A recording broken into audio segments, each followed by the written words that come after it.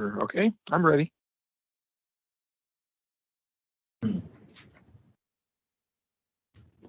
Okay, I'll call the meeting of the Water Policy and Legislative Committee to order, and I'll, as a member of the committee, and ask Greg to call the roll. Good afternoon, President Deere, and thank you for the introduction. So we'll start with yourself, President Deere. Here, President. Actually, I'm sorry. We'll start with our chair, committee chair, Director Gray. Sounds like she is not present. So committee member, President Deere. Here. And Vice President, Director Houston. Here. And Treasurer, Director Alvarez. Okay, and past President, Director Williams. Here. All right. So we have a quorum of the committee. Yes. Yes. And we'll go to item 3. Is there any public comments? Julie, do we have any public comments? We do. Craig Caldwell Okay. to speak. Okay, we do have a public comment. We have Craig Caldwell, who's here to make a public comment. So Mr. Caldwell, please go forward. You have 3 minutes. Thank you very much. Again, this is Craig Cadwalader with the policy coordinator with the Surfrider Foundation South Bay chapter.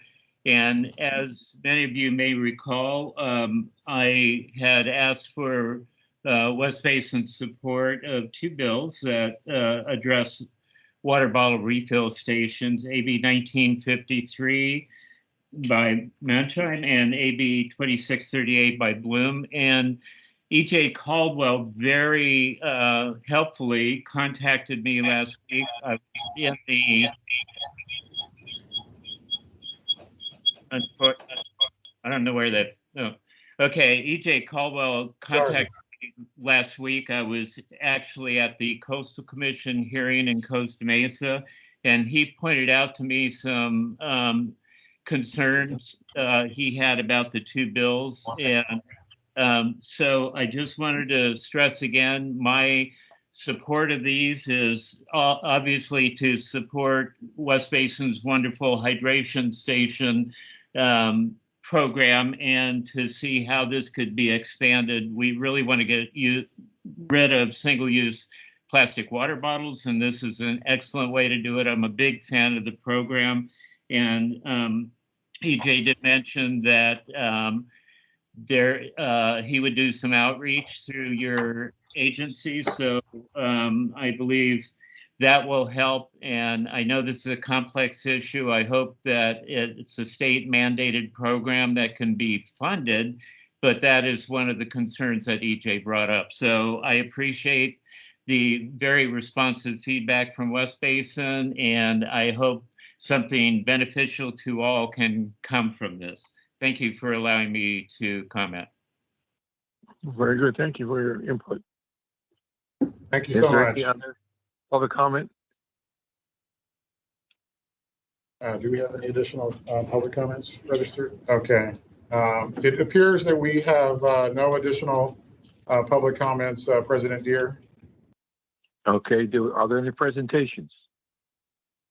We have no presentations scheduled, but if I may, I would like to continue a little bit with just a short recognition of Asian American and Pacific Islander Heritage Month, and just a short summary of the origin of this celebration, if I may. Go ahead. Okay, so the effort to officially recognize Asian American and Pacific Islander contributions to the United States began in the late 1970s and took over 10 years to make it a permanent month-long celebration. In 1977, New York Representative Frank Horton introduced House Joint Resolution 540, which proposed proclaiming the first 10 days of May as Asian Pacific American Heritage Week. Hawaiian Senator Daniel Inouye introduced a similar joint resolution the same year. When the resolutions did not pass, Representative Horton introduced House Joint Resolution 1007 the following year, which requested the president to proclaim a week during the first 10 days of May, starting in 1979, including May 7th and 10th as Asian Pacific American Heritage Week. After the House and the Senate passed the resolution, President Jimmy Carter signed it into Public Law 95-419 on October 5th, 1978. From 1980 to 1990, each president passed annual proclamations for Asian Pacific American Heritage Week. In 1990, Congress expanded the observance from a week to a month. May was annually designated as Asian Pacific American Heritage Month in 1992 under the George H.W. Bush administration with the passing of Public Law 102-540. Asian Pacific American Heritage Month was renamed as AAPI Heritage Month in 2009. And I just want to thank you, directors, for allowing me to provide this type of acknowledgement of AAPI Month with each of our committee meetings. Thank you. You're welcome. Let's go on now to the action calendar, item 5A. Okay, so with our action calendar, I'm happy to introduce Matthew Vey, our Senior Water Policy and Resource Analyst, to brief you on our support position for Assembly Bill 1845 and the recommendation for that item. So Matthew, please provide your presentation. Great. Thank you, Greg. And good afternoon, committee and board members. Please feel free to join me on packet page 3 of the agenda. So staff is bringing Assembly Bill 1845 to this committee with a recommendation to adopt a support position on the bill. The bill's author is Lisa Calderon. She's an assembly member from the Whittier area, San Gabriel Valley, and the bill is sponsored by the Metropolitan Water District of Southern California. It's also supported by a long list of water agencies, many of which are Metropolitan's member agencies. So just for some background, in California, most public agencies are required to use what we call a design, bid, build contracting method for public works and public infrastructure projects. You're probably very familiar with it. It's the process that West Basin utilizes for its projects. The process is intended to ensure that projects are built at the lowest possible cost. However, it's also kind of has a reputation for being somewhat inefficient and inflexible for projects that are large, time sensitive, or complex. So there are several state agencies, as well as a number of other local government agencies, including some other water agencies, that have been authorized through previous state legislation to use alternative project delivery methods for specified types of projects. This bill, 1845, is essentially doing the same thing, which would allow Metropolitan to utilize one or more of these alternative project delivery methods to construct major projects that they have planned. More specifically, it would allow Metropolitan to use design build process, progressive design build process, or construction manager / general contractor project delivery methods. The different methods that they can use are spelled out in the proposed legislation. It goes into a lot of detail, which you're free to read as part of the attachment to this agenda item. However, the benefits, I'll summarize briefly here of the alternative project delivery methods, includes enhanced collaboration between the owner, which would be Metropolitan, and the contractor throughout the design and construction process, enhanced project risk identification and allocation between the owner and the contractor, greater flexibility in the contract award process, which would allow them to not be limited to awarding a project to the lowest responsible bidder, potentially shorter project completion schedules, leading to earlier online and completion dates. Metropolitan has said that this could shorten a project by up to several years for some of their longer term projects. Potentially lower overall project costs and earlier cost certainty, so having a better idea earlier on in the project of how much a project will end up costing, and then increased opportunities for innovation.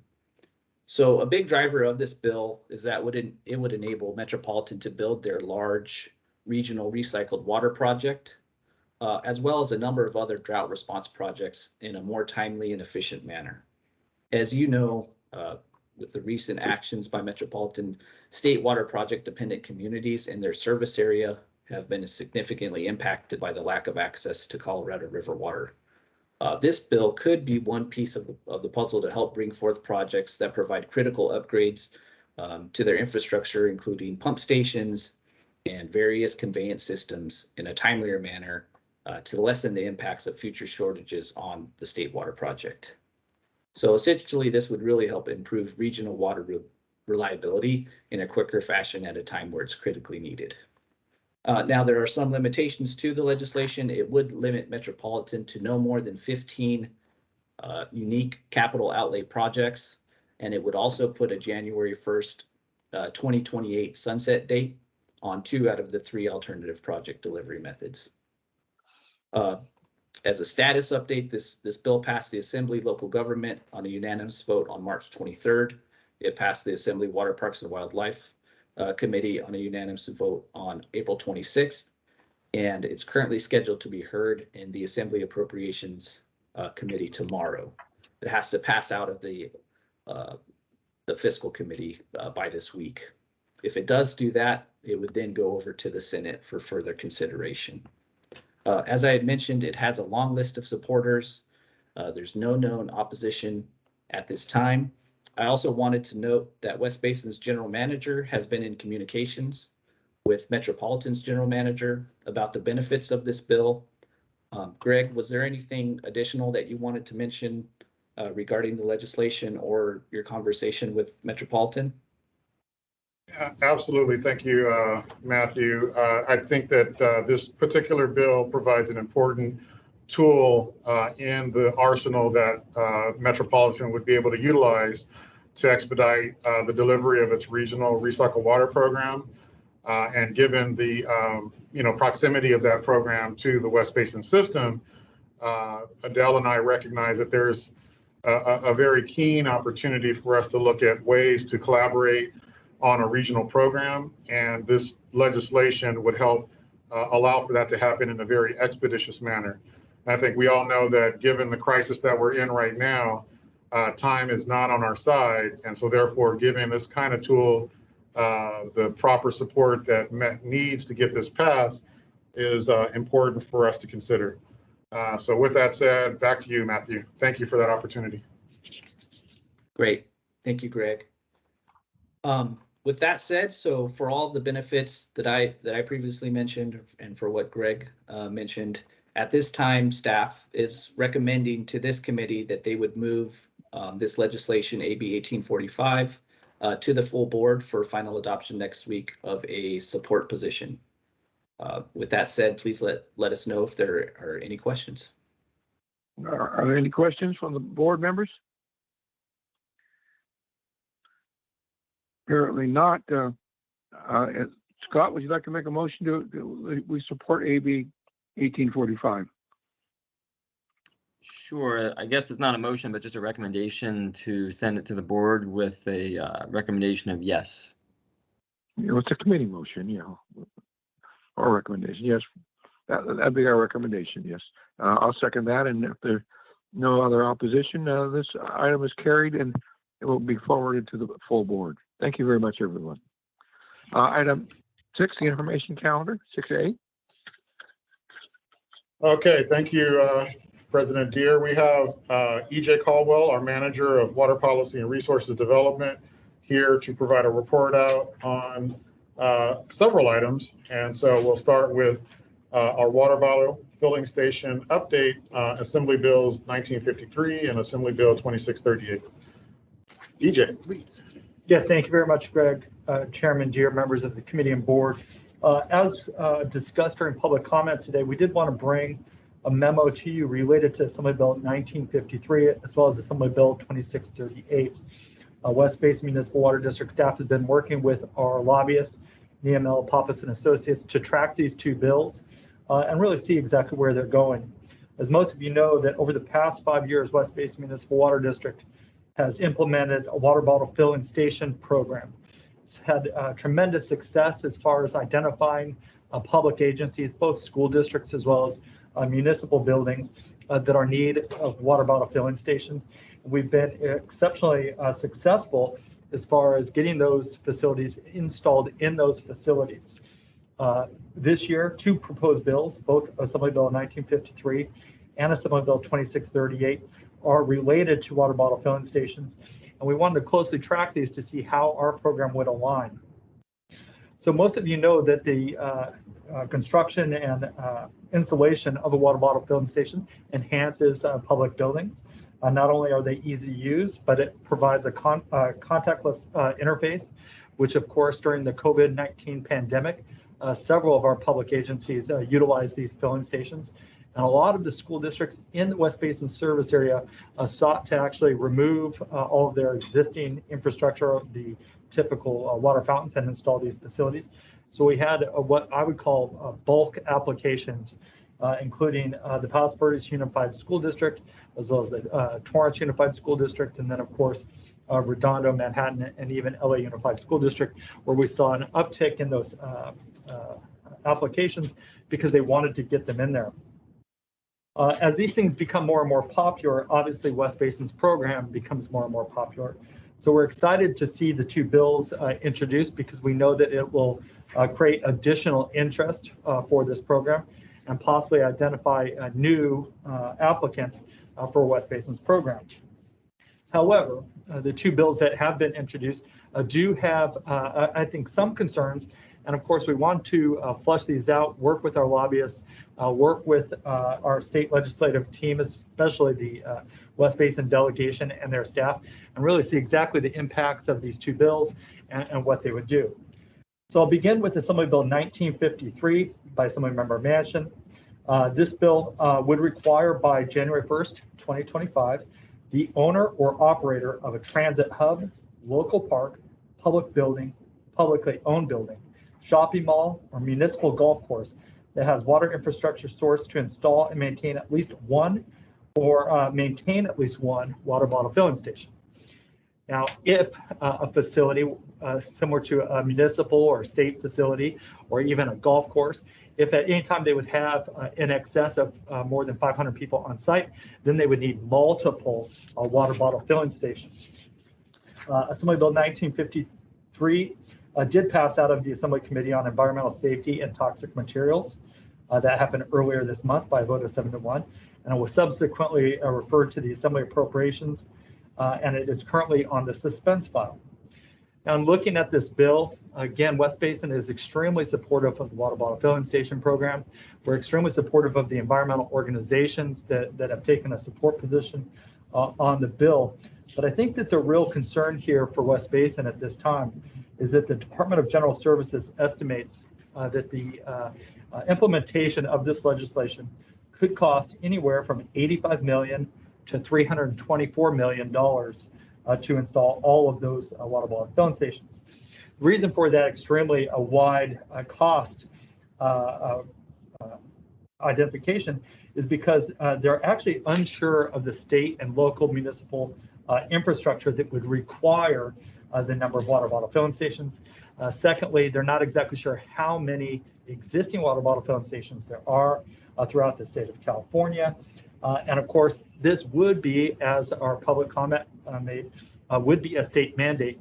However, it's really worth noting that while this year there's an incredible surplus and everybody's excited about the opportunity to invest in certain things, the real concern here is that there might not be future dollars for the implementation of these programs. There is no exception to underserved or disadvantaged communities. And for that reason, West Basin staff does not have a recommendation on the bill at this time. We'd like to see if some amendments can be worked out, possibly get it out of Assembly Appropriations, get it over to the Senate where we can kind of identify how we can make this work. It's perhaps easy to implement legislation if there was not a mandate, but perhaps a recommendation or a goal. But at this time with the mandate, that is enough of a concern that at this time West Basin staff does not have a recommendation on the legislation. The second bill is Assembly Bill 2638 by Assemblymember Bloom. As recall, Assemblymember Bloom does represent a portion of the West Basin service area. This bill was recently amended at the very end of April, and the reason for that is they sought to remove the specific mandate. However, while it would remove the mandate on all school districts, this bill would require any new construction or modernization project submitted to the Division of the State Architect by a school district or the governing body of a charter school to include water bottle filling stations. Now, when you look at the potential modernization projects, you don't have to go too far in the West Basin service area to identify schools that are undergoing those modernizations. Throughout the city of Hermosa Beach, you're seeing all of their schools being modernized. Just our neighbor to the north, there's a new project underway to construct a new school in the city of Compton. And again, when I look at this bill, while we are extremely supportive of the intent and the concept behind it, the one concern that we might have is that, again, there are no exceptions that are being allowed for underserved or disadvantaged communities. And in this case, they expect that just the modernization projects alone in the state of California for the permits that they currently have, it would cost approximately $7 million.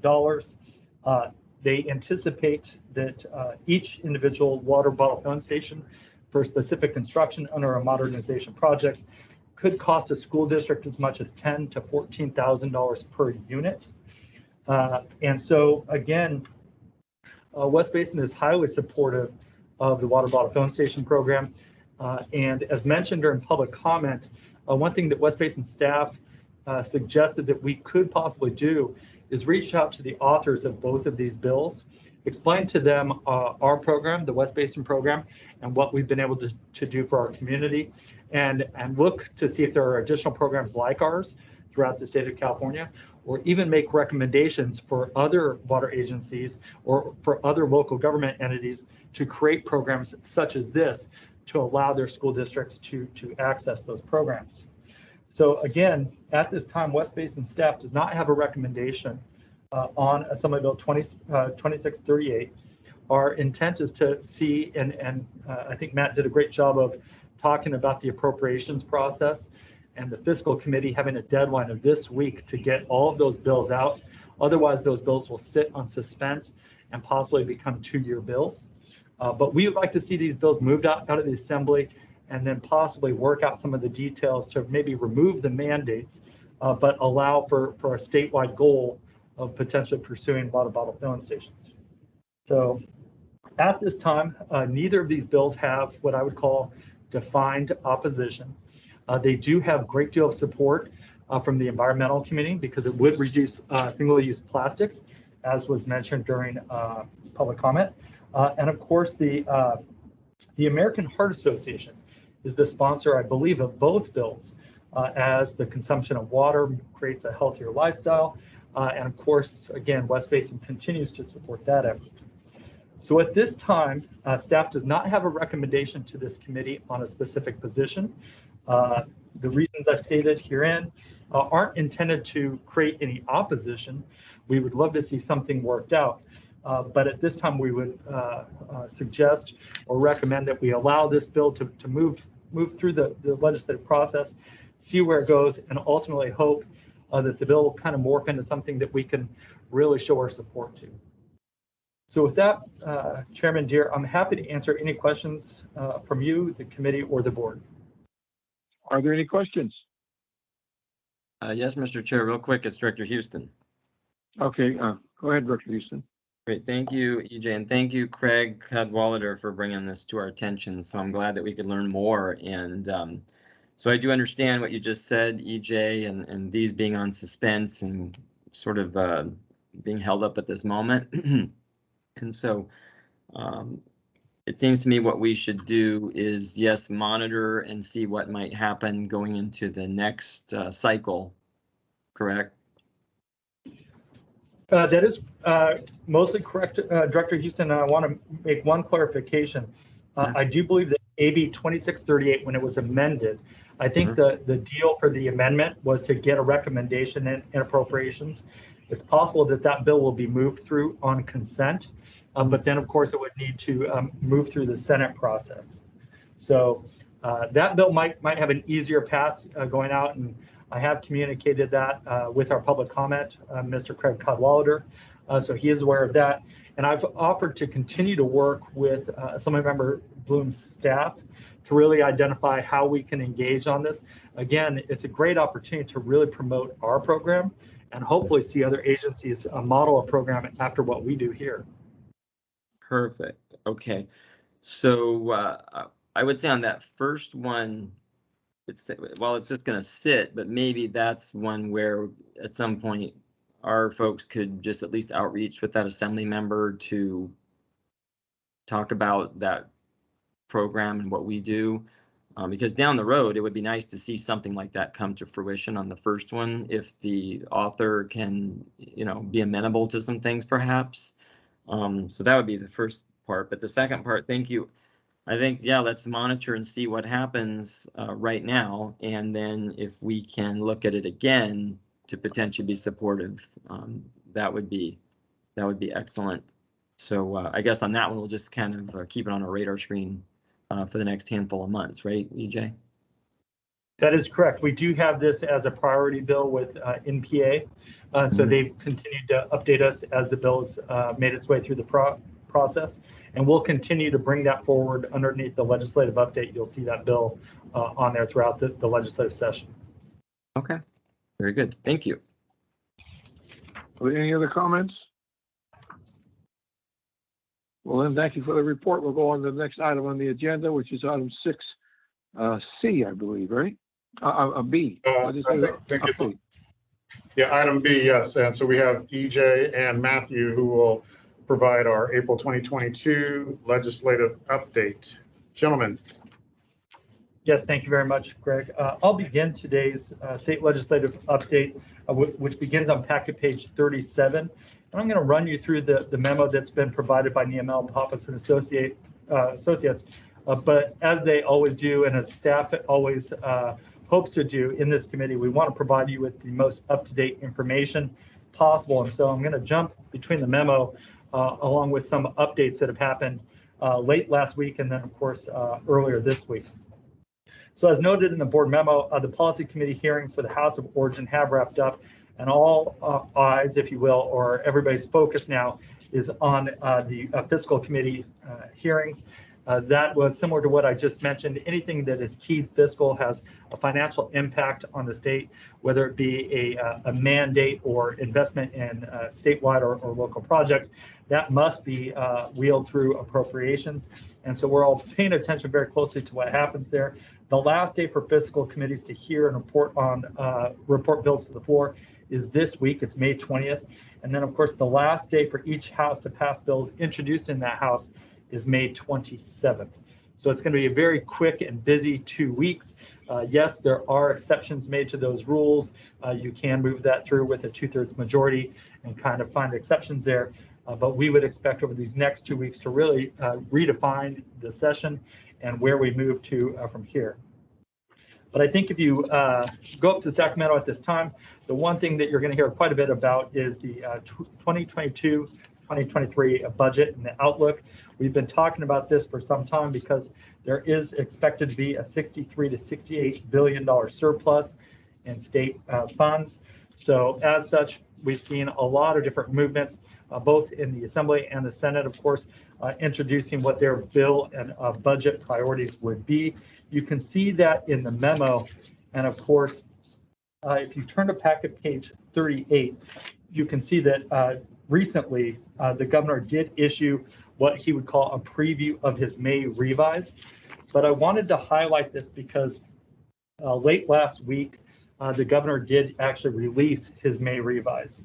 And so I wanted to just quickly highlight just a couple of those things. Under the drought and resiliency, due to the drought, the governor in his May revise did allocate an additional $1.6 billion, including $250 million set aside as a contingency in the governor's budget to continue the state's drought response. And that is great to see, great to hear. As we all know, the budget as provided by the governor at the start of the year and then through the May revise, these are just the goals and priorities of the governor, of the administration, but it is up to the Assembly and the Senate to really fine tune this. So this is not set in stone, but it's a great starting block. Of this $1.6 billion, it's worth noting that it does include $530 million to support water recycling and groundwater cleanup. It provides $553 million to grants for urban water districts and small community water suppliers for drought relief projects, and $200 million to address fish and wildlife impacts associated with drought and climate change, and $187 million to support agricultural water conservation practices. So this was released late last week. So it is in addition to what is in your legislative update provided by me and Mel Pappas and Associates. But that's where we stand. We're hopeful that the California State Assembly and the Senate will take those recommendations from the governor's office, maybe even possibly boost them up. Worth noting that West Basin has been working with Water Reuse California and a host of Southern California and Northern California water agencies and associations to really ask for $1 billion towards water recycling.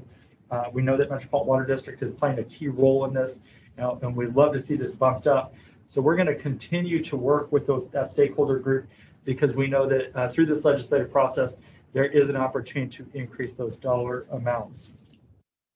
Before I move to the second part of packet page 38, which is kind of a house cleaning item as far as the West Basin delegation, and of course, the makeup of the California State Assembly and the Senate, I did want to highlight an additional action taken in Sacramento on Friday of this last week. We've heard this from Governor Newsom over the last several months when he made his initial emergency declaration. In his most recent declaration, he called on all public agencies to move to their water shortage contingency plan, minimally a level 2. He did ask for specific reductions of 15%. Obviously, that would be a target. But just last Friday, the State Water Resources Control Board did release proposed emergency regulation text. Now, you might recall this happened in the most recent drought, where the State Water Resources Control Board really threw down kind of a call to action by requiring all public agencies, retail agencies specifically, to reduce their water usage by 20%. So West Basin staff has had the opportunity now to look at what is being proposed by the State Water Resources Control Board. And I wanted to really quickly walk you through that, because you're going to start to see some of these aligned and very similar themes from local agencies and of course state agencies. So the State Water Resources Control Board is proposing that each urban water supplier that provides the Department of Water Resources a preliminary annual water supply and demand assessment consistent with section 10632 of the Water Code no later than June. That would allow the state of California to really look and identify what those potential needs are. It would require that each urban water supplier that has submitted a water shortage contingency plan, again, to move to at minimal a shortage level 2, requiring a 10 to 20%. Worth noting, West Basin Municipal Water District, with the leadership of the Board of Directors, took the step of actually moving to a stage level 3, which is consistent with the northern portion of the Metropolitan Water District service area, which is now seeking a 35% reduction if you're in the state water project dependent areas. It would also require that each urban water supplier implement and reduce the amount of water used for outdoor landscape. Specifically, it states that it would seek an ordinance to prevent the unreasonable use of water and to promote water conservation, the use of potable water for irrigation of non-functional turf at commercial, industrial, and institutional sites. That is something that we've talked a little bit about here in this committee in the past, and of course, at our most recent Public Information Education Committee, the idea of outdoor irrigation uses.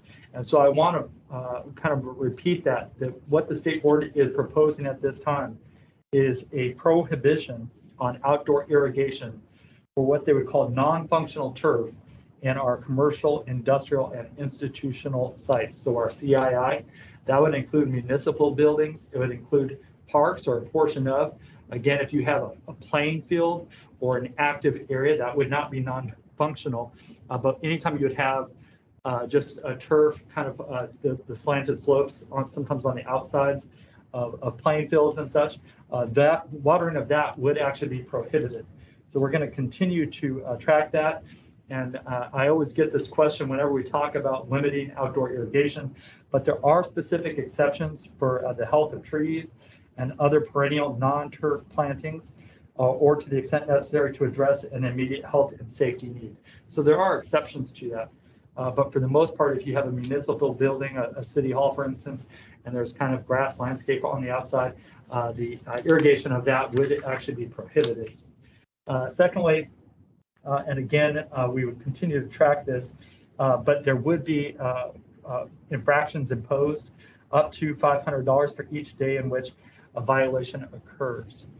And so that is the proposed regulation, kind of in a nutshell, if you will. West Basin staff is preparing a memo as discussed at the Public Information and Education Committee that'll be heard on Monday. We'll bring some additional information to you on potential actions that the Board of Directors could take as far as enforcing kind of our drought positioning. But we'll continue to monitor this with the State Water Resources Control Board and bring updates if and when those regulations are being heard by the State Board or possibly adopted by the State Board. So I'll jump back into packet page 38, and I like this term that Niemel Papasan Associates uses, the Great Resignation. Clearly, with the redistricting after the census, you have seen a number of Assembly and Senate districts that have been moved. This will impact the makeup of the California State Legislature. I think it's noted in here that there is a number of seats and a number of different positions. At least 26 legislators have either resigned or chosen not to run for re-election. You'll recall this happened about 12 years ago when there was a pretty much a large exodus from the Capitol, and we had a significant, I think it was the largest freshman class in the Assembly and Senate at any one time. And so this is going to drastically impact, again, the business that's conducted in Sacramento, and it would impact the West Basin Municipal Water District delegation. Assemblymember Richard Bloom, though he has dropped out of the race for county supervisor, we're waiting to see exactly what his plans are. Assemblymember O'Donnell has resigned, or is going to resign and not run again. And of course, Senator Kahnlager, she initially started in the Assembly, moved to the Senate, and now she is in the process of running for Congress. So we'll continue to track that. And then, of course, the previously discussed resignation of former Assemblymember Autumn Burke, resulting in a number of new members of the legislature that will begin in 2023. So I'll just run through the next portion very quickly, but I'll be happy to answer any questions afterwards. Packet page 39, we try to highlight some of our the bills that West Basin has taken support positions on or opposed positions, and then of course our priority bills as well. You will see that Assembly Bill 1845 by Assemblymember Calderon, that's the bill that we heard earlier today in this committee. There's Assembly Bill 2142 by Assemblymember Gabrielle. This is really the income taxes, the exclusion of, specifically related to church replacement and water conservation programs. We talk a little bit about this all the time, but this bill has been placed on appropriations suspense because it would have a significant impact financially on the state of California. We do have Assembly Bill 1953 by Assemblymember Manchin. We just previously discussed Assembly Bill 2638 by Assemblymember Bloom. We've added that to the list as well. We have Senate Bill 832 by Senator Dodd related to water rights and the measurement of diversion. This is a statewide issue, and Again, it's on Senate Appropriations suspense file. We'll continue to track that. That's a priority for ACWA, along with Senate Bill 852, again by Senator Dodd. This is a climate resilience district of formations and funding mechanisms. Assembly Bill 892 by Senator Hurtado, cybersecurity and preparedness. I think that you're starting to see the issue of cybersecurity become more and more an issue that everybody's talking about. One thing that I want to highlight is that the California Special Districts Association is extremely active in this as far as advocacy goes, and so we're going to continue to work with them on this issue. Senate Bill 991 by Senator Newman related to public contracts, progressive design build for local agencies. This goes a little bit hand in hand with what we're looking at with Metropolitan Water District, but that of course is specific to Metropolitan Water District, the bill we took earlier. Senate Bill 1124 by Senator Archuleta, public health goal, primary drinking water standard. And this of course is for manganese. Senate Bill 1157 by Senator Hertzberg, specifically related to urban water use objectives for indoor and residential water use. And I want to highlight this because this is one of the bills that I hear about the most. You might recall that a few years ago, Assembly Bill 1668 and Senate Bill 606 were adopted, signed by the governor. And in doing so, it set a very specific reduction in what they would call indoor residential gallons per capita per day of water usage. And of that, we were expecting it would be a 55 GPCD, and then it would tick down to 52.5, and then ultimately down to 50. And of course, this bill would kind of steepen that as far as providing additional reductions. And the reason we had a question about it is because sometimes the outreach that we do, we try to highlight the successfulness of West Basin's water use efficiency programs and what is our GPCD. And I wanted to note this because this regulation, not just the previously enacted legislation that I mentioned, but then of course this bill is specifically related to indoor residential usage. So it excludes anything outdoors. And if you look at the West Basin service area, we always talk about being somewhere in the 120, depending on the portion of the service area, all the way down to 100 and below 100 for our GPCD. And I wanted to let you know how we calculate that. That's what we would call an all-in approach. We take the total gallons of water utilized by an individual retailer, and we simply divide it by the total population. And so you have a population-based GPCD.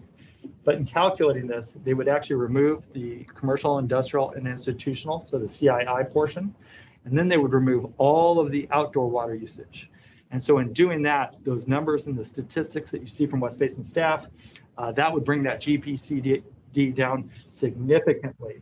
And so that is where we want to be. We're very hopeful that all of our communities will meet that 55 GPCD standard, but we need to get that information from our retailers specifically, because oftentimes the data that we get is more district-wide and doesn't isolate residential, and it doesn't isolate indoor versus outdoor. So we're going to continue to monitor this. This is something that our trade associations are extremely active in, and West Basin continues to provide additional input because, again, when you look at the total GPCD, you're talking about oftentimes imported water, and there is a specific credit for potable reuse. And of course, you have your indoor water usage. So what percentage of that comes from groundwater, which might be our indirect potable reuse that we have in the West Basin service area. So we're extremely hopeful that these issues can be worked out. Oftentimes it takes multiple years. And of course, this bill was introduced originally last year by Assemblywoman Friedman. And this year, Senator Hertzberg is carrying it.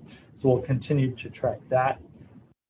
And then last but not least, we do have Senate Bill 1469 by Senator Bradford. This is related to water corporations and demand elasticity, specifically related to the Public Utilities Act and the Public Utilities Commission. This is something that through our participation in the West Basin Water Association, our retailers brought this to our attention, specifically the investor-owned utilities that must go through the Public Utilities Commission process. They are in support of this, working with their stakeholder groups. So West Basin staff has promised to work with them and track this legislation. The one thing we want to do is make sure that it's broadly or evenly impacts our municipal retailers as well as our investor-owned utilities. We want it to be a fair playing field. So we're going to make sure that we track this and continue to track it. We'll bring it back to this committee if and when a recommendation is ready, of course, and get the feedback and direction from the committee and board. So with that, Mr. Chairman, that concludes my state report, but we do have our federal report. So I'm happy to answer any questions that you might have now. Otherwise, we can hand it over to Matt today. Okay, any questions? No, thank you.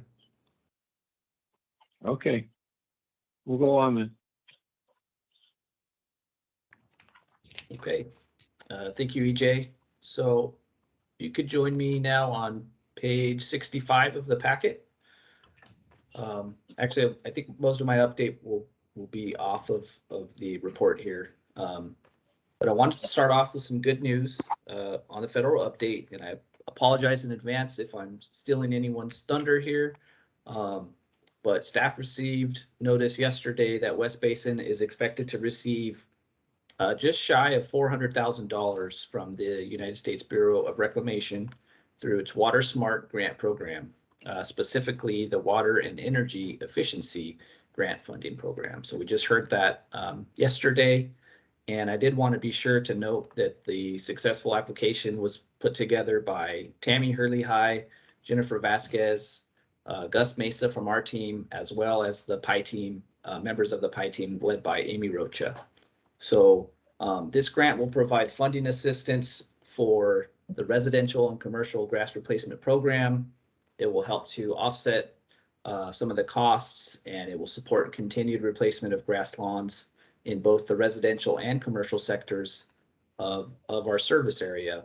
And this is a very timely award, since the state, as EJ alluded to, will be looking to ban irrigation of grass and turf at CII commercial properties later this month. So again, a very timely award. The program that we received funding for proposes to remove 300,000 square feet of grass. That would provide a total lifetime potential water savings of about 1,200 acre feet. And so I'm sorry to put our general manager on the spot here, but Mr. General Manager, is there anything else that you would like to add about this great news? Well, I think it's fantastic. I just can only speak from a personal level that, we are providing the tools necessary for continued progress and conservation for our service territory. And I want to thank and applaud the team, Tammy, Jennifer, Gus, Amy, the PI team, for making this happen, especially as we, work towards, our budget approval process, and really being careful about how much we budget going forward, given, the various financial constraints that our ratepayers are experiencing with inflation and other matters. So, this is really helpful in making us move in the right direction towards continued effort in conservation. So this is really great news. Thank you. Right. Thank you, Greg. And I believe we'll have 2 years to spend the funds through this award, which we anticipate to be very feasible, just due to the ongoing drought, the increased awareness of the need to conserve water, and all of the benefits of grass removal that you'll see from all the different water agencies in the state over this summer and in the year ahead. So West Basin will continue to identify grant opportunities through the Bureau of Reclamation like this one. I think the next deadline is coming up in a couple of months, so we'll be looking at that as another potential opportunity, as well as other federal and state agencies for future program funding support. So next, I want to talk about some legislation that we expect to be introduced very soon by Senator Dianne Feinstein. As early as tomorrow, the senator is expected to introduce the STREAM Act. And as I think we all know, the federal government loves their acronyms. So STREAM Act stands for Support to Rehydrate the Environment, Agriculture, and Municipalities Act. And funnily enough, there's actually another STREAM Act that was just introduced last month that has to do with mining. So if you're doing any research and looking up the bill online, make sure that you're looking at the water one and not the mining one. So we're waiting for final draft language to be shared with us as part of the introduction, but we do expect it to include a reauthorization of the Bureau of Recs Title 16 grant program at significantly increased annual levels. This would include just overall project funding instead of 250 million to be 300 million for 5 years, and then a per project basis it would go from 30 million to $50 million. So big boosts in increased funding for projects there. And so as West Basin and the board continues to consider the future of its water recycling program, this newly authorized program could serve as a potential source of funding for us as we navigate that. So we have seen some initial draft language, and within that, it did provide some additional authorizations that the bill would help fund. This includes very high level drinking water infrastructure for disadvantaged communities, various water conveyance projects, environmental restoration efforts, and then a low interest rate funding program through reclamation.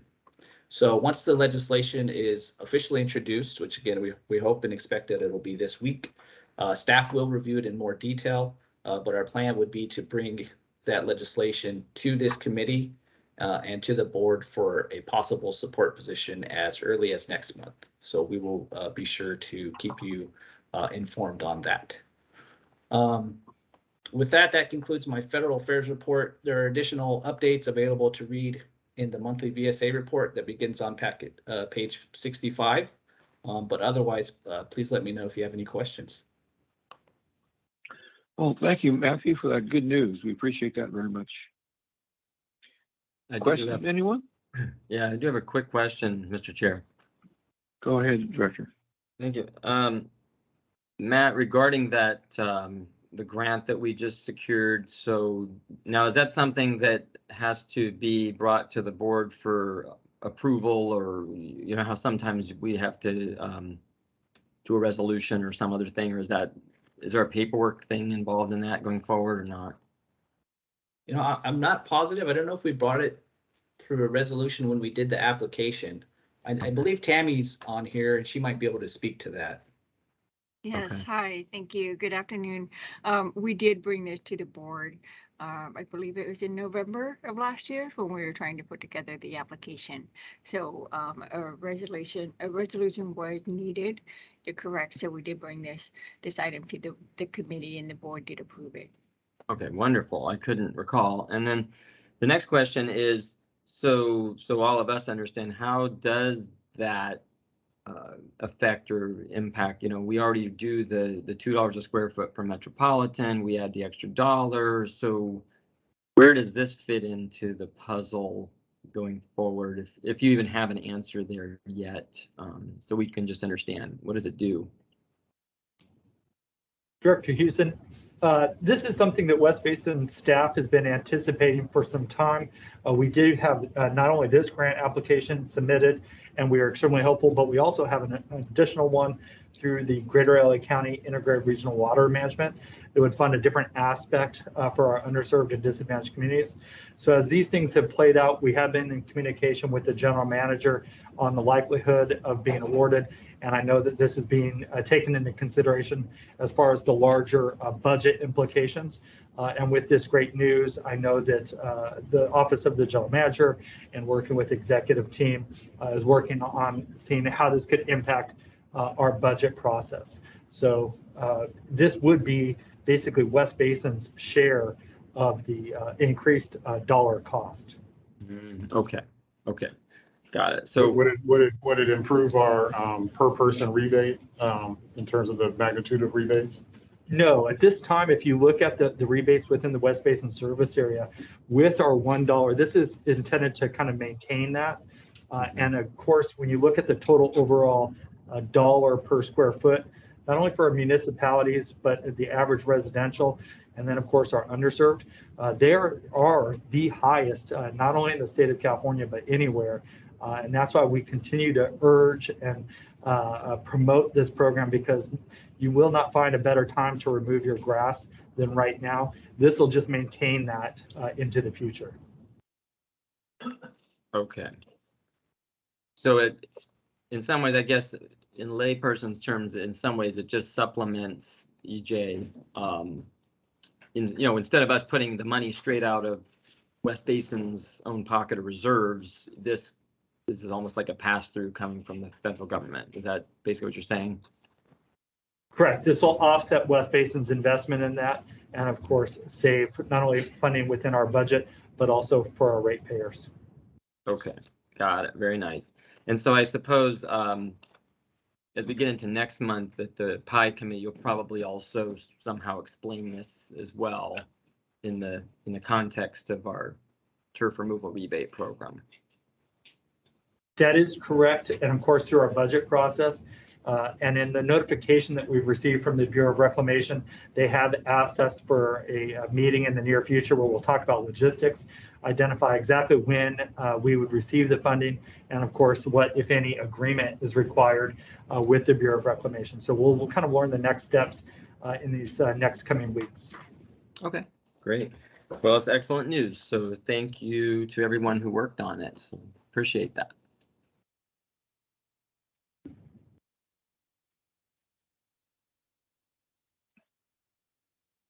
All right, that completes the item 6B. Thank you very much. Item 6C, Santa Monica Bay Restoration Commission update. Okay, President Deere, thank you for that. We will turn to EJ for a report on that. Also, I'd like to just excuse myself from the remainder of today's committee meeting, as there is another engagement that I need to attend to on behalf of our district. We will pleased to say that we've been allowed to participate in the Metropolitan Water District of Southern California hosting Governor Newsom at the Carson Regional Joint Pollution Control Facility. And so that occasion starts in the next 30 minutes. And so I need to make my way over there and represent our district at that occasion. So with that said, I will trust our board secretary to continue with the remainder of the meeting and hand it over to EJ to report out on our next item. Thank you so much. Thank you, Greg, Chairman Deere, members of the committee and board. This is an item that has been requested by Director Houston. It's pretty much related to the Santa Monica Bay Restoration Commission, but also kind of a regular or timely update. And so I wanted to provide a little bit of background information about the Santa Monica Bay Restoration Commission, and then kind of talk a little bit about our most recent meeting. So the Santa Monica Bay Restoration Commission is a non-regulatory, locally based state entity established by legislation back in 2002. Their direction and, of course, mission is to monitor, assess, coordinate, and advise the activities of state programs and oversee funding that affects beneficial uses, the restoration, and enhancements of the Santa Monica Bay and its watersheds.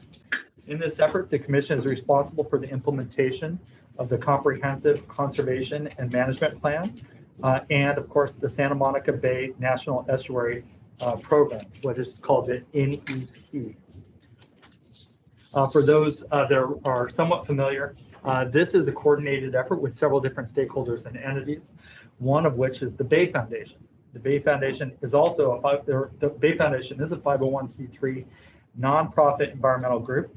It is founded in 1990 to restore and enhance the Santa Monica Bay and local coastal waters. So you can see the overlap there.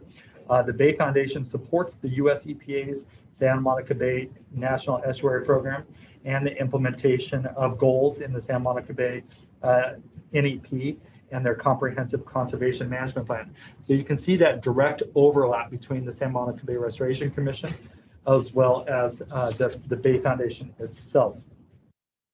Their programs are, again, to protect and restore water quality and ecological integrity of the estuaries of the national significance.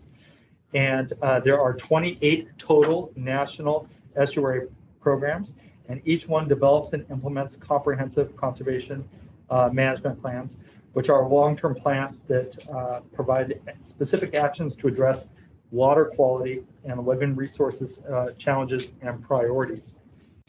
So the Santa Monica Bay Restoration Commission back in 2010 had contacted West Basin staff to inquire about West Basin's participation in the commission. At that time, staff did coordinate several different meetings between West Basin and the commission. And ultimately, West Basin was elected as an at-large member of the commission and has continued to serve since that day. We further have participated at a level in which West Basin was ultimately elected to serve on the executive committee as a vice chair, where again, we continue to serve at this time. Lastly, I think most of you are aware, but Director Gloria Gray does currently serve as the member representing West Basin Municipal Water District. So if you look at its membership, of course, you'll see West Basin Municipal Water District, and then you'll see the representative, of course, Director Gloria Gray, and then staff, myself, participates as the alternate to Director Gray on that. So they do meet once every other month, and of course, they meet on the even numbered months, and in between those on the odd numbered months is the executive committee meetings where they plan the next meeting. And so the executive board, governing board did meet on April 21st for its regulatory meeting, or the regularly scheduled meeting. And at that time, there were two specific items that were heard and I think garnered the most attention and discussion. Typically, you have the technical reports, and then, of course, you have kind of some updates from the Bay Foundation. That's provided by the executive director, Tom Ford. But after the initial reports from Santa Monica Bay Commission staff and the Bay Foundation, you get into what would be called the heart of the meeting.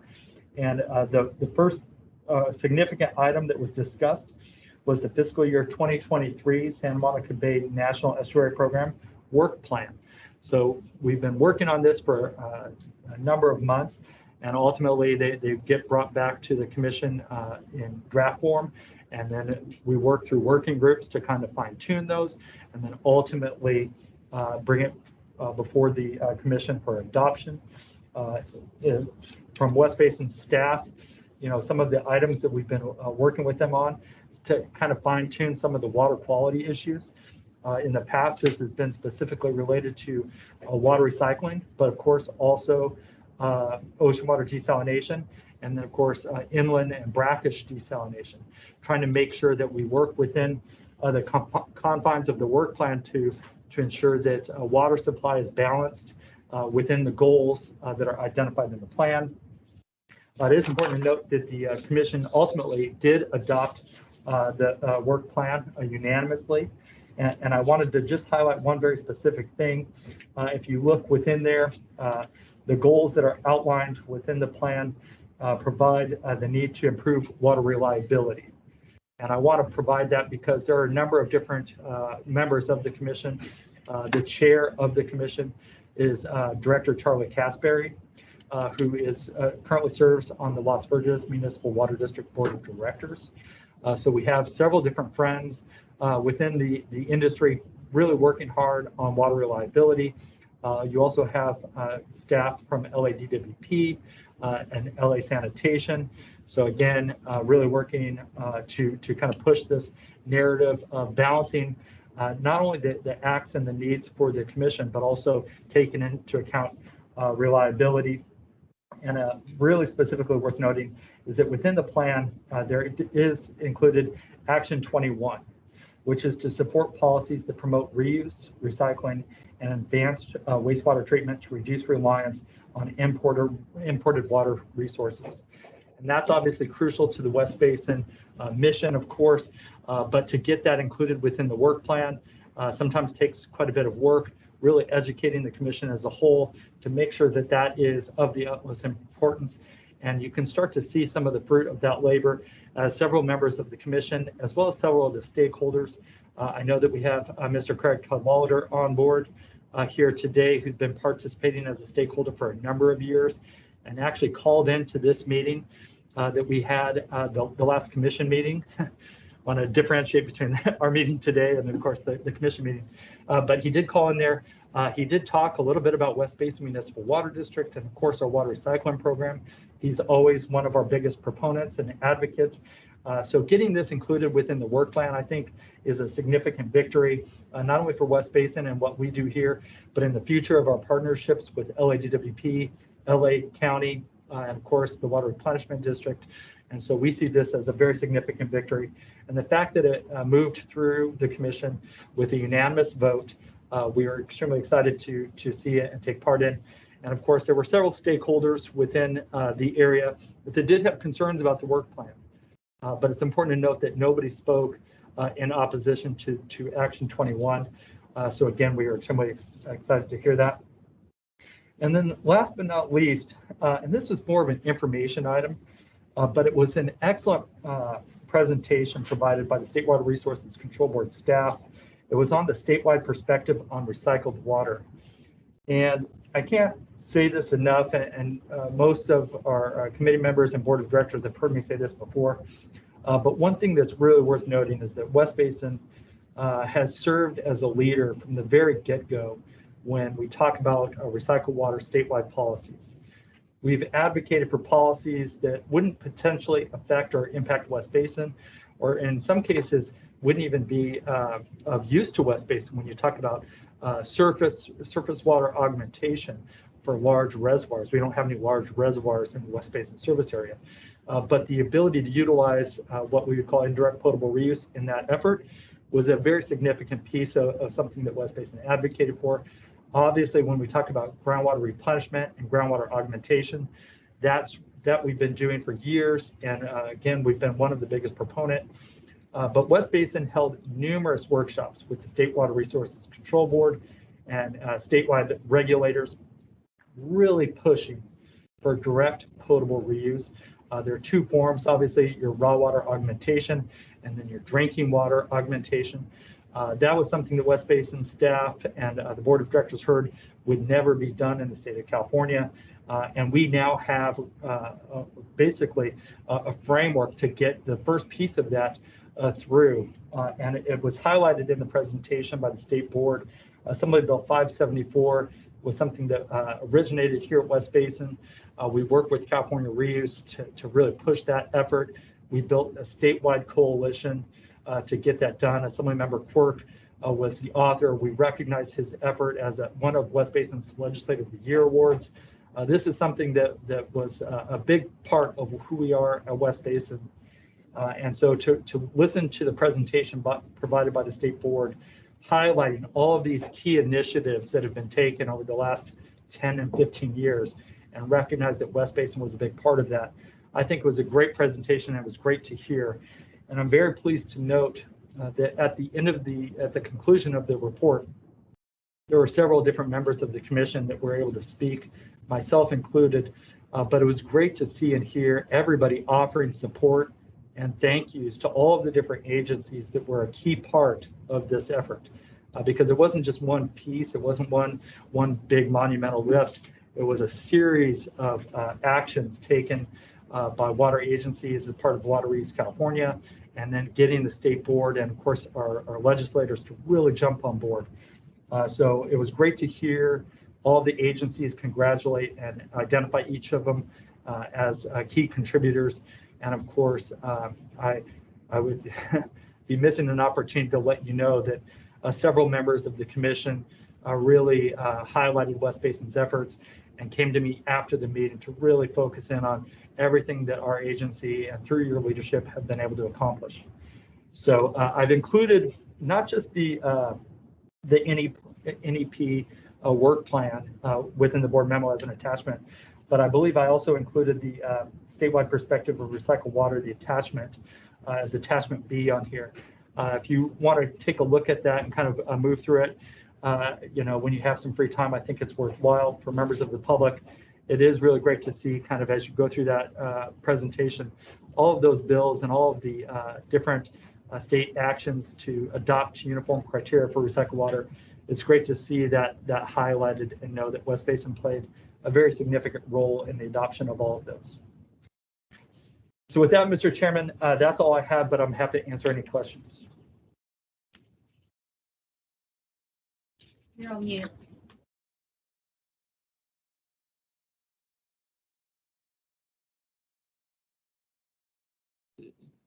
Am I muted?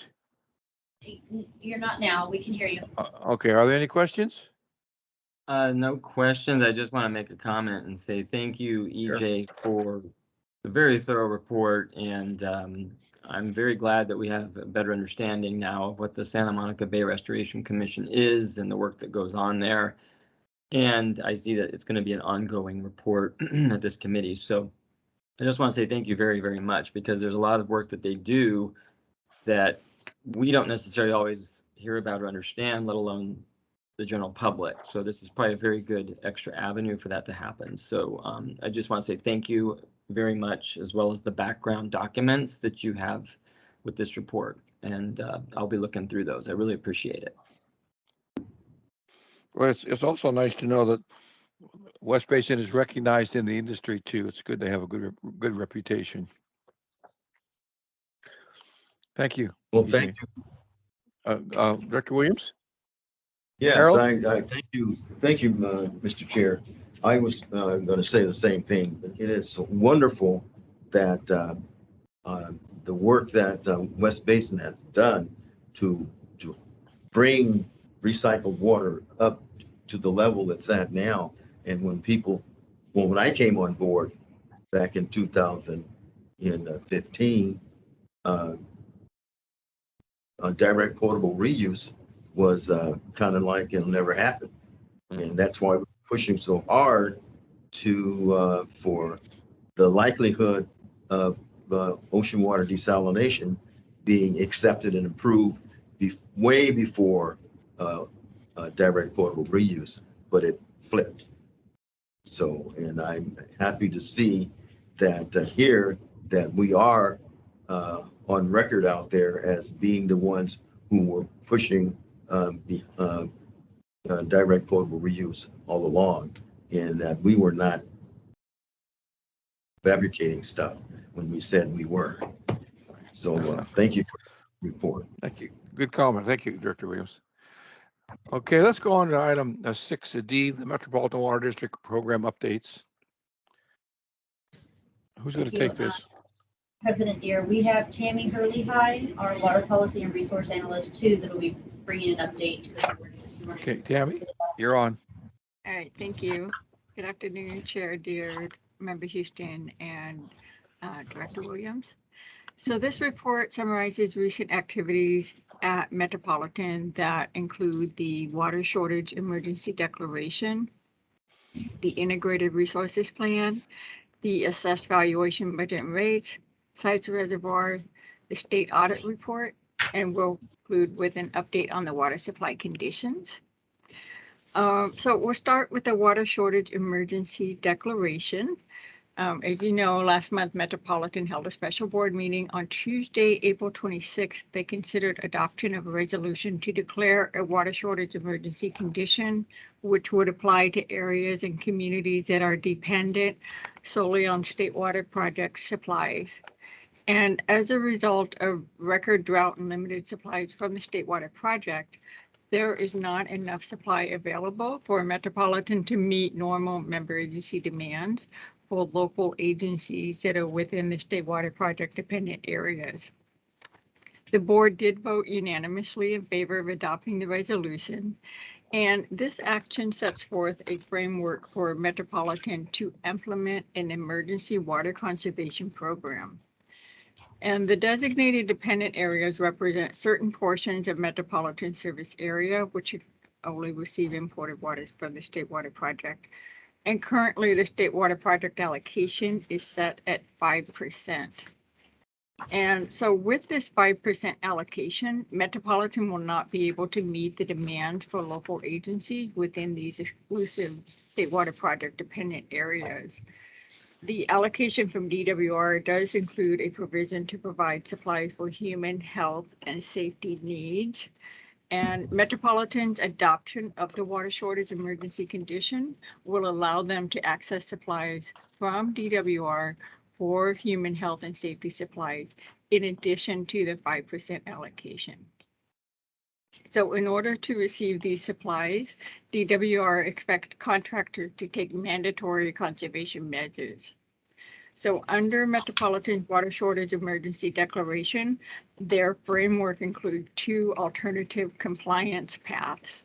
And one is limiting the outdoor watering to 1 day per week, or as an equivalent method of reduction, retail agencies would comply with a volumetric reduction of their overall water usage. And Metropolitan has restricted outdoor watering to 1 day per week and is calculating the conservation measures by limiting users to 80 gallons of water per person per day. The specifics of this enforcement will be up to all of the local retail agencies. And while this emergency applies to the state water dependent areas, all member agencies have been called on to increase their conservation efforts. So the next item is the integrated resources plan. And yes. I apologize, but I just wanted to just highlight one aspect of this. As you just pointed out, the individual member agency retailers will ultimately be required to enforce this. And of course, West Basin Municipal Water District, through an operational shift, we are not what they would call a state water project dependent area. However, the Los Angeles Department of Water and Power is, and they do, as a retailer, serve some portions of the West Basin service area. And as such, as they go through their process, they are going to implement a ordinance/resolution through an action by Mayor Garcetti. They will need to take that recommendation through that process, through the council process. Mayor Garcetti just last week stated that he intends to implement a reduction down to 2 days of outdoor irrigation allowed within LADWP areas. So ultimately, when they take that action through a mayor and council action, that will impact some small portions of the West Basin service area. And at this time, West Basin staff is coordinating with LADWP as well as Metropolitan Water District to see how that compliance will affect portions of the West Basin service area. So that would include the area of Playa Vista, as well as a small portion of Western Culver City, as well as a portion of West Hollywood. And I believe the VA property sites within the West Basin service area. And so we'll continue to work with them. West Basin staff will work with the Office of the General Manager to bring information to the board and the individual board members as this progresses and kind of unveils itself. But we've been emailing back and forth even as early as today, talking about how to conduct outreach to city staff. And then ultimately, West Basin staff will be bringing an item to the board of directors on Monday, talking about larger kind of outreach and potential drought actions that would be available to the West Basin Board of Directors. So this will all play a part in the larger effort, but I wanted the committee and board to know that we are coordinating right now with Met and LADWP to make sure that we're all speaking kind of with the same talking points, and we'll be bringing that to you as soon as possible.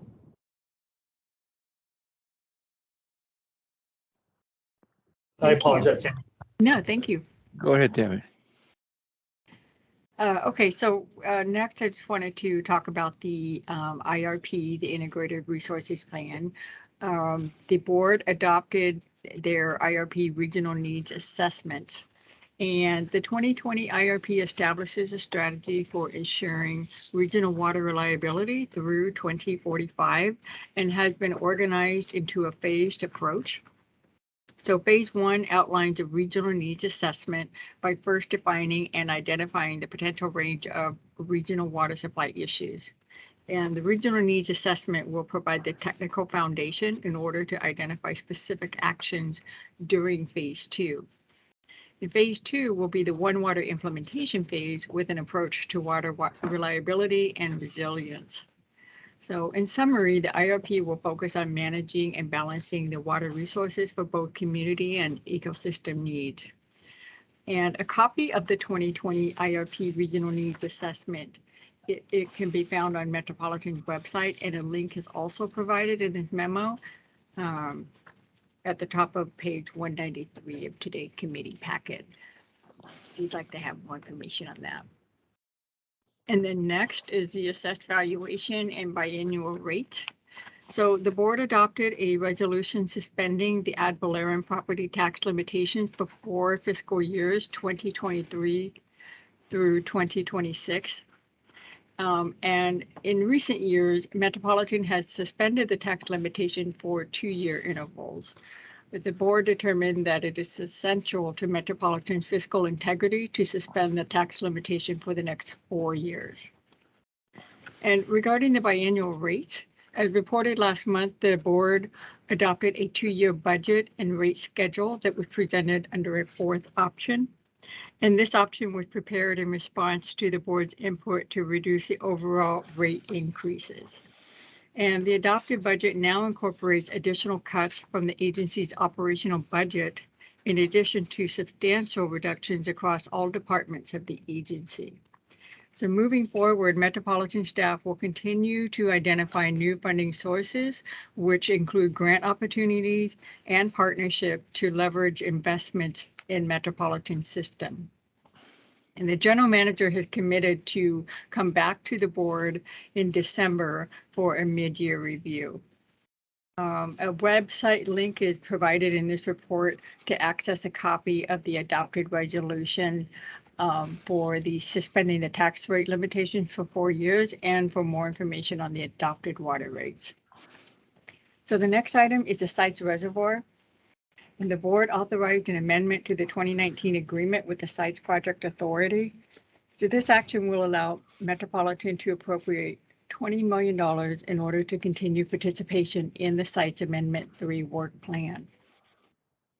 And that work plan includes finalizing the environmental planning documents, project construction and operation permits, and a coordinated operations plan with the federal and state water projects.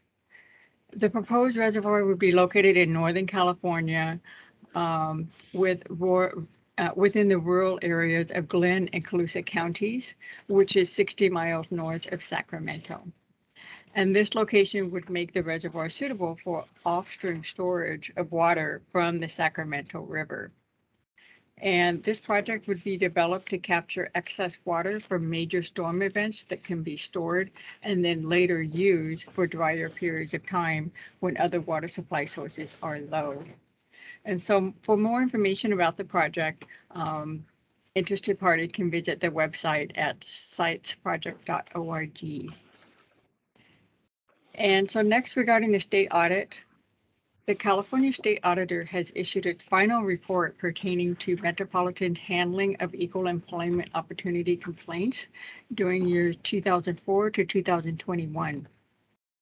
And this report has indicated areas of concern that include hiring practices, the independence and authority of the Ethics Office, the safety program, and maintenance of workforce housing at Metropolitan's desert facilities.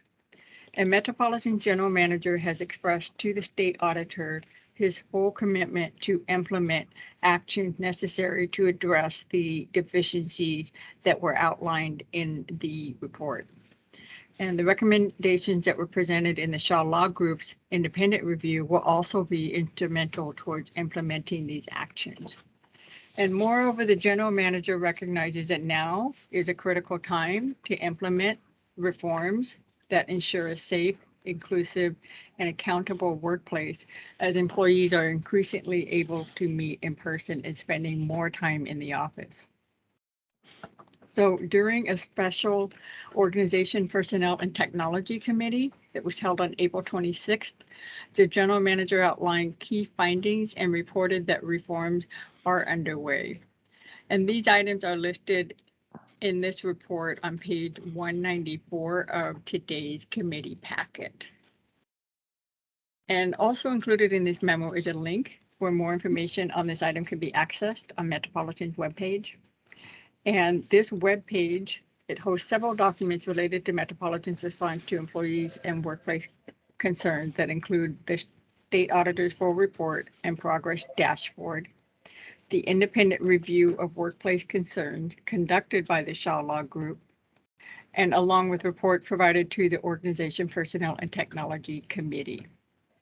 So as the items outlined in the state audit are implemented, progress will be monitored and reported to the Metropolitan Board. So those that takes care of more of the significant items regarding the board meeting actions. Attached to this memo is a list of items that were approved last month in April, along with their respective board member votes. And also attached is a list of items for the May committee and board committees under attachment C. So next it's on the water supply update. At the end of this report includes an attachment with graphics for the current conditions as of April 25th. And the highlights section located near the bottom of the first page, it indicates the Sacramento River runoff is forecasted to be 57% of normal. Recent rains brought above normal precipitation to the 8 station index readings. And Lake Oroville storage increased by about 200,000 acre-feet since the beginning of April. And looking over to the left green shaded area for the state water project, Lake Oroville Reservoir shown here is 53% of total capacity with 1.8 million acre-feet in storage. And the Northern Sierra snowpack peaked at 61%. On April 29th, the DWR conducted the final snow survey of this year. However, there was no snow that was found to measure. And for the Colorado River Basin on the right side of the page, this graph shows Lake Powell to be only 24% of capacity, and Lake Mead's capacity has reduced down to 31% capacity, and the elevation shown is 1,056 feet. So if we can look at the second page, the storage reservoirs for the 2 watersheds. For the State Water Project in the green shaded area, the Northern Sierra snowpack chart in the upper left-hand corner shows snowpack water content peaked low and early in mid-January with a slight uptick in recent weeks. And then next to that graph is the 8 station index precipitation, which shows precipitation at 82% of normal. And then down below that graph is Lake Oroville, the reservoir storage chart, indicating 378,000 acre-feet more in storage than last year. So storage in Lake Oroville is currently 1.8 million acre-feet, which is an increase from last month as a result of recent rain events. And the rain and snow that occurred in the earlier part of April has and will continue to contribute to the runoff to help raise the storage level in Lake Oroville. And for the Colorado River in the blue shaded area, the upper Colorado River Basin snowpack peaked in mid-March at 91% of normal. And the runoff to Lake Powell is forecasted to be 66% of normal. And Lake Powell storage has declined continuously since 2019, is now below 6 million acre-feet. For Lake Mead, towards the end of April, the lake dropped low enough to expose one of its 3 intake valves. And for the first time, that valve can no longer draw water. The Department of Interior and Colorado River Basin states collaborated to develop a proposal to reduce the risk of Lake Powell from falling below minimum power pool in the next 2 years. So by this summer, increases would be released into Lake Powell by 500,000 acre-feet, and then releases from Lake Powell to Lake Mead would be reduced by approximately 500,000 acre-feet. So the combined actions are intended to add about 1 million acre-feet to Lake Powell, and this is in an effort to keep the reservoir above the critical elevation through 2023. So that concludes this update. I would be happy to answer any questions that you may have. Are there any questions? Very good report. Thank you very much, Tammy. We'll go on to through the agenda, closed session, nothing scheduled. Director's comments, future agenda items. Director Williams, anything? Oh, just great reports. It's amazing how things that happen that have been happening and then they come to light and people go and say, I didn't know that was going on. Mhm. You know, so, but anyway, great reports, a lot of great information. I appreciate it. Thank you. Oh, Director Williams, when I was on the Met board, we had plenty of water in Lake Mead, but since you've been on, it's gone down, down, down. What's the problem there? That's why I left. There's no water. Okay. Okay. Director Houston, any comments? Just echo what Director Williams said. I think these are good reports, and I want to thank staff, and nothing more to add. Thank you. Very good. There's no further items. This meeting is adjourned. Thank you very much.